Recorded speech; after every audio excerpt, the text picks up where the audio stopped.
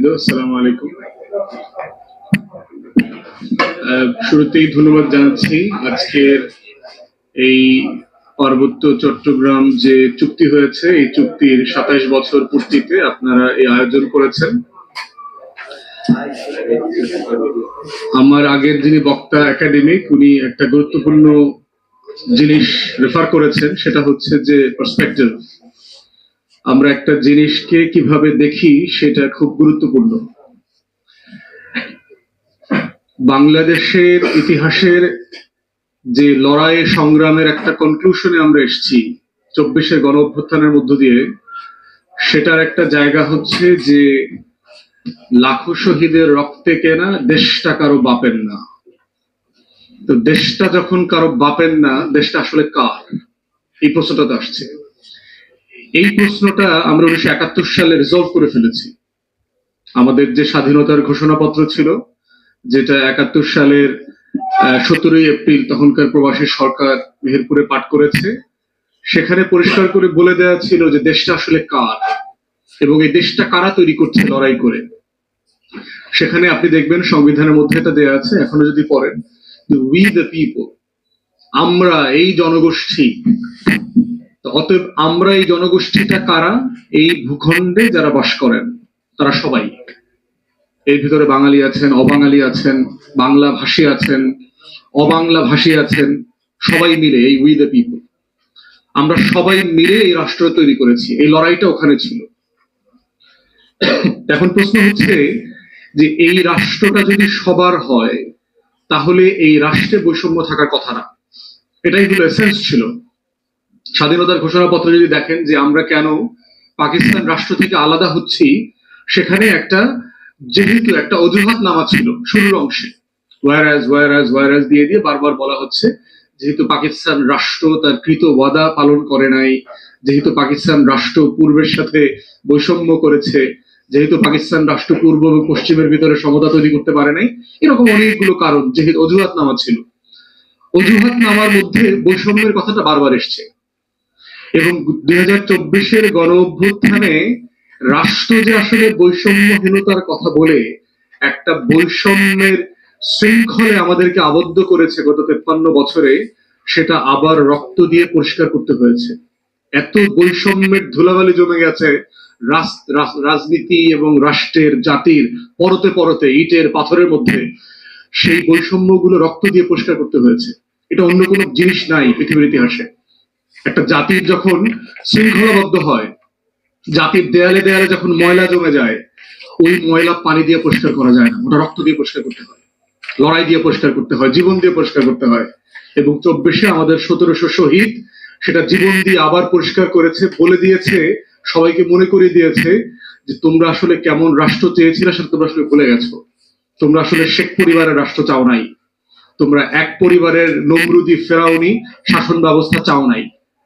তো সেই চাওয়া পাওয়ার জায়গা থেকে আজকে যে রাষ্ট্র আমরা চেয়েছিলাম, যেটা পেয়েছি, যেটা আবার রক্ত দিয়ে শুদ্ধ করতে হয়েছে, সেই রাষ্ট্রের আকাঙ্ক্ষার সাথেই ১৯৯৭ সালের চুক্তিটা যায় না।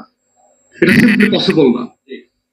যে আপনি বলছেন আপনি একটা বৈষম্যহীন রাষ্ট্র করবেন, সমাজ করবেন, এর মানে কি তাই যে আমার যে পার্বত্য চট্টগ্রামে আরো ১৭টা নৃতাত্ত্বিক জাতিগোষ্ঠী আছে, আমি তার প্রতি বৈষম্য করব? এটা কি কেউ দাবি করছে?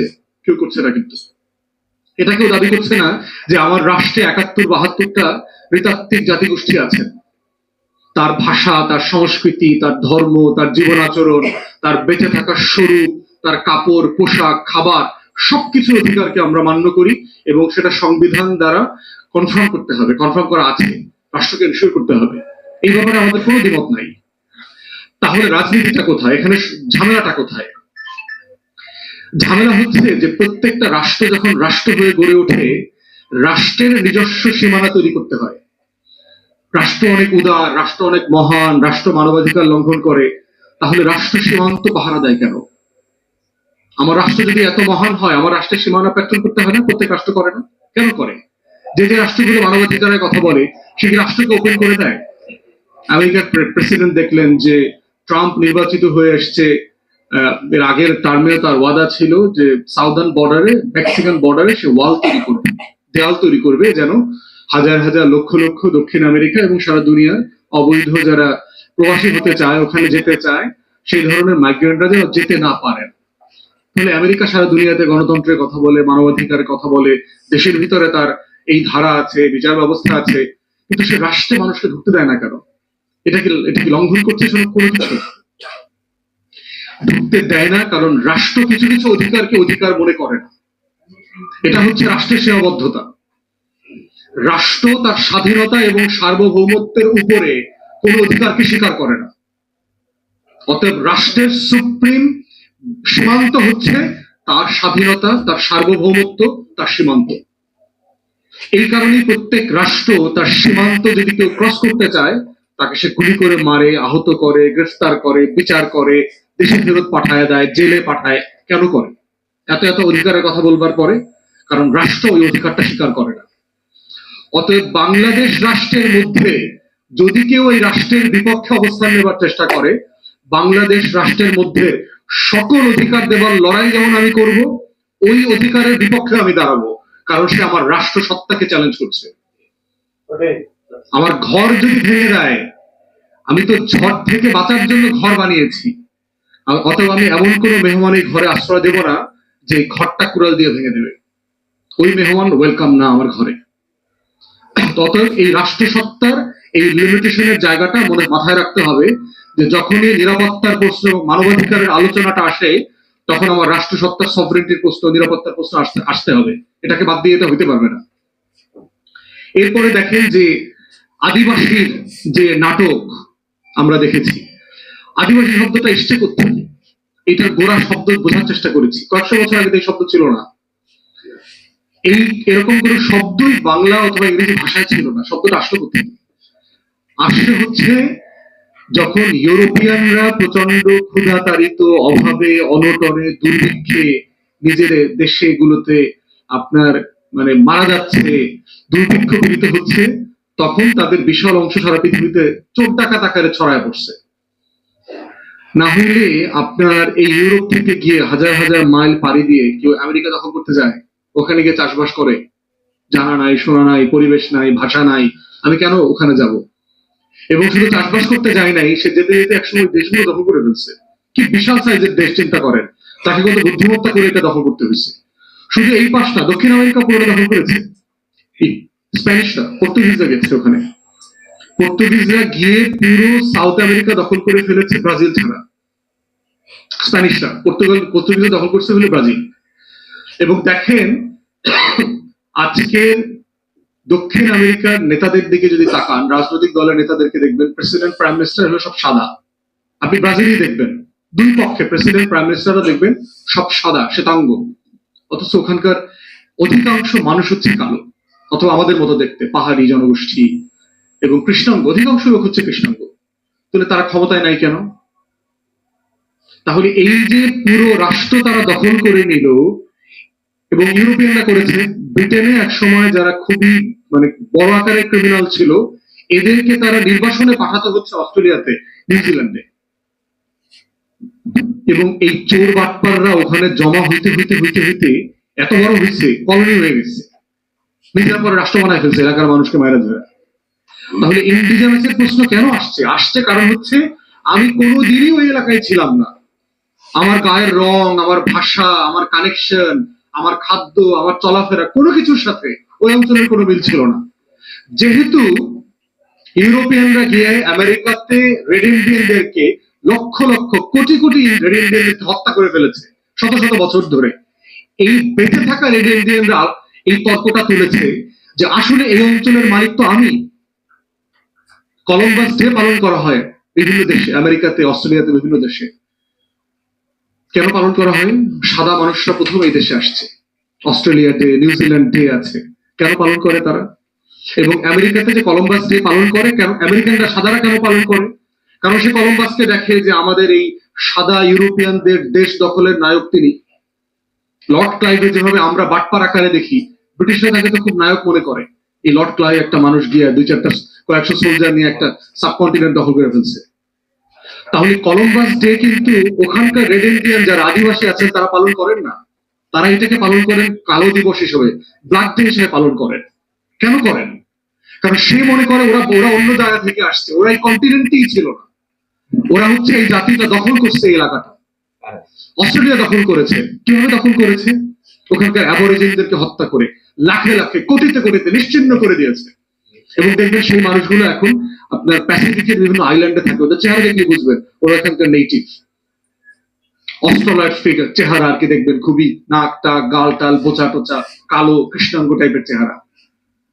নিউজিল্যান্ডে মাউরি জনগোষ্ঠীকে নাই করে দিয়েছে এই সাদারা ওখানে গিয়ে, ওখানকার যারা আদিবাসী ছিল মানে লক্ষ লক্ষ কোটিতে কোটিতে একদম নির্বিচারে নাই করে দিয়েছে, নাই করে দিয়ে তারা সাদা মানুষের রাষ্ট্র তৈরি করেছে। এই কনটেক্সটে আলোচনা হয়েছে কে আদিবাসী আর কে ওই এলাকার বাসিন্দা।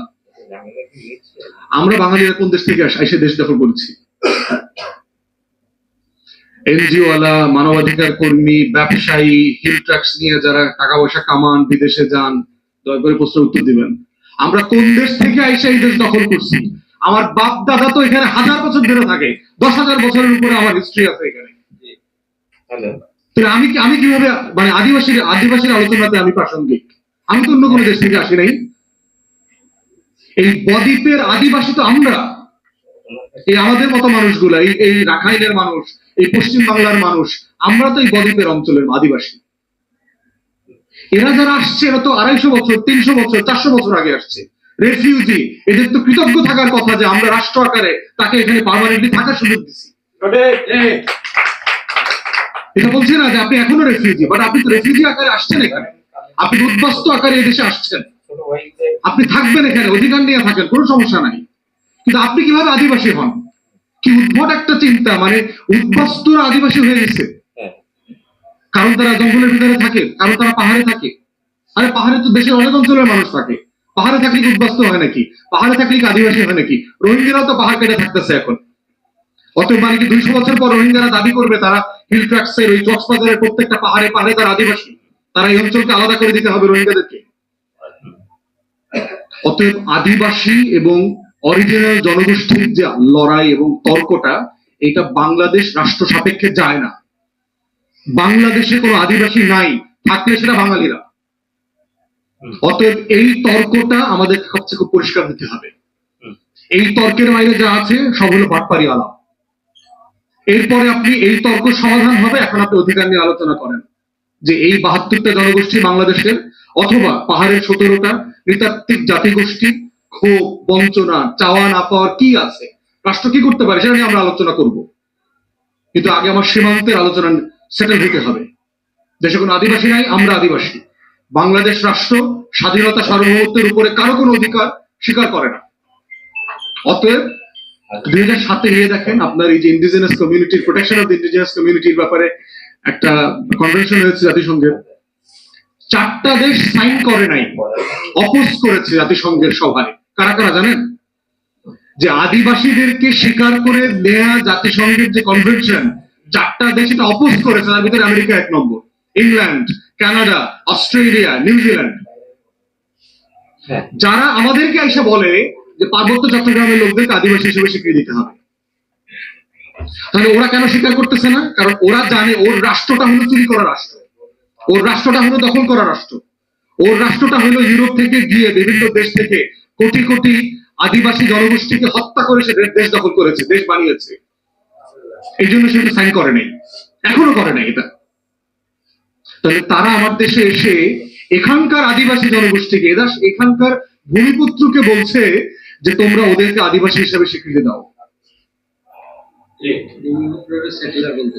কত বড় অসভ্য প্রস্তাবনা! এবং এইটা আবার আমাদের বাটপার বুদ্ধিজীবী নাগরিক সমাজ আমাদেরকে খাওয়ায়, আমাদের তথাকথিত লো গ্রেডেড কনস্টিটিউশনাল এক্সপার্ট আছে যেগুলো আমাদের খাওয়ায়, যারা 72 সালের মতো একটা বাটপারি সংবিধান জাতির উপরে চাপাই দিচ্ছে, তারা করে আদিবাসী আর সেটলার শিখাই দিচ্ছে। তাহলে আমাদের কথা হচ্ছে যে আমরা নাগরিক অধিকারের পক্ষের মানুষ। সীমান্তের সেটেলমেন্ট সমাধান করে এই রাষ্ট্র আমার। একই সমস্যাটা করেছে আগের ছোট ভাই বলছেন যে ফেনী নদীর পানি নিয়ে, এখানে একটা গুরুত্বপূর্ণ ভয়ঙ্কর কাজ ভারত করে, মানে আওয়ামী লীগ করে দিয়ে গেছে। সম্ভবত বীরেশ্বরাইতে, সিদ্দিক ভাই জানেন কিনা, ভারতকে 1000 না 1500 একরের একটা এক্সক্লুসিভ ইকোনমিক জোন দিয়েছে। 1,500 একরের ফেনী নদীর এবং বঙ্গোপসাগরমুখী। বাংলাদেশে প্রায় 100-র মতো এক্সক্লুসিভ জোন আছে, ইকোনমিক অর্থনৈতিক জোন আছে, পৃথিবীতে এটা করে। কোন রাষ্ট্রকে এককভাবে দেওয়া হয় না এটা। এবং আপনি কোথায় দিয়েছেন? সেটা দিয়েছেন ফেনী নদীর ওই পারে বঙ্গোপসাগরের মুখে। তাহলে যদি ফেনী নদীর ব্রিজটা ভেঙে গেলে তাহলে কিন্তু পার্বত্য চট্টগ্রাম এবং চট্টগ্রাম বিভাগ কিন্তু বাংলাদেশ থেকে আলাদা হয়ে যাবে। এবং সেটা নিয়ে আজকে ভারতের প্রোপাগান্ডা মেশিন গুলো কথা বলছে, কলকাতা নিয়ে যাওয়ার গল্প বলছে না, দেখছেন না যে কলকাতা নিয়ে যাবে। কেন বলছে তারা? কারণ জানিও যে ওইখানে আমার 1,500 একরের এক্সক্লুসিভ জোন আছে। ওখানে কি ভারত ব্যবসা করে? ও ফকিরের জাতি, ও ব্যবসা করে এখানে? ওইখানে গোয়েন্দা সংস্থা তৈরি করেছে, ওখানে ওর নেভাল বেস তৈরি করছে, সেখানে বাংলাদেশটা আলাদা করবার জন্য কাজ করছে। রামপালে কি ভারত বিদ্যুৎ উৎপাদন করতে আসছে সুন্দরবনে? এই ধরনের মানে রাষ্ট্র বিক্রির যে প্রকল্প আওয়ামী ফ্যাসিবাদীরা করে গেছে গত 16 বছরে, আমরা অন্তর্বর্তীকালীন সরকারকে বলছি ইমিডিয়েটলি মিরেশ্বরাইতে ভারতকে দেয়া এক্সক্লুসিভ জোন বাতিল করবেন, অথবা এটা সকল দেশের জন্য, চায়নাকে, পাকিস্তানকে, রাশিয়াকে, সবাইকে এখানে ব্যবসা করতে দিতে হবে। এই জোনে একটা হইতে পারবে না, এক্সক্লুসিভ হইতে পারবে না, কারণ এটা আমার সভরেন্টির সাথে প্রশ্ন। অতএব এইটা না করলে রামপালে বিদ্যুৎ কেন্দ্র একই রকম, এই প্রকল্প বাতিল করেন। সুন্দরবন ধ্বংস করে ওখানে বিদ্যুৎ দরকার নেই আমাদের। আমরা অন্ধকারে থাকবো, তারপরে বাংলাদেশ রাষ্ট্র রাখতে হবে। রাষ্ট্র থাকলে এই রাষ্ট্রে আলো জ্বলবেই, এটা কয়লা দিয়ে হোক, গ্যাস দিয়ে হোক, বিদ্যুৎ দিয়ে হোক, আমরা আলো জ্বালাবোই। কিন্তু রাষ্ট্র না থাকলে রামপাল দিয়া বিদ্যুৎ আমার থাকবে না, আমি এটা করতে পারবো না। অতএব সেই যে আমার যে থ্রেট পারসেপশন গুলো আছে, যে আমার রাষ্ট্র কোথায় কোথায় হুমকির মুখে আছে, সেই জায়গাগুলো আমাকে মাথায় রাখতে হবে। অন্তর্বর্তীকালীন সরকারকে বলছি এটা ইমিডিয়েটলি অ্যাড্রেস করবার জন্য। পার্বত্য চট্টগ্রামের ব্যাপারে আমাদের এখন করণীয় কি? করণীয় একটা জায়গা হচ্ছে, এর আগে আমরা প্রস্তাব করেছি একটা ন্যায় কমিশন করেন। চুক্তিটা হাইকোর্ট বাতিল করে দিয়েছে, অথবা আংশিক ধারা যেগুলো অসাংবিধানিক সেগুলো আপনারা ইমিডিয়েটলি বাতিল করেন, বাতিল করে দিয়ে একটা ন্যায় কমিশন করেন, একটা ট্রুথ এন্ড রিকনসিলিয়েশনের একটা কমিশন করেন। এই কমিশনটা পার্বত্য চট্টগ্রামে বসবাসকারী বাঙালি থেকে শুরু করে আরো যে 17টা জাতিগোষ্ঠী আছে সবার বক্তব্য শুনবে, এবং এটা পাবলিকলি শুনতে হবে। সকল জনগোষ্ঠীর দুঃখ কষ্ট আমরা অ্যাড্রেস করতে চাই রাষ্ট্র আকারে। বাঙালি জনগোষ্ঠীর কি দুঃখ কষ্ট আছে, চাকমাদের কি আছে, মারমাদের কি আছে, খাসিয়াদের কি আছে, মরমদের কি আছে, তঞ্জঙ্গাদের কি আছে, সবার দুঃখ কষ্ট আমরা শুনতে চাই। কুকিতিনদের কি কষ্ট আছে, তাদের ডেপ্রাভেশন কি আছে, বঞ্চনাকে কি আছে, রাষ্ট্র কিভাবে এটাকে অ্যাড্রেস করতে পারে, এইটা এই ন্যায় কমিশনের মাধ্যমে আমরা দেখতে চাই।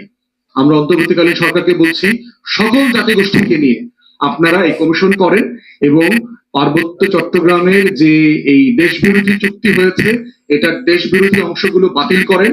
বাতিল করে এই কমিশনের মধ্য দিয়ে এর পরবর্তী পদক্ষেপ আমরা কি নেব সবাই মিলে এই রাষ্ট্রকে বাঁচিয়ে রাখবার জন্য, সেটা আমাদেরকে নিতে হবে।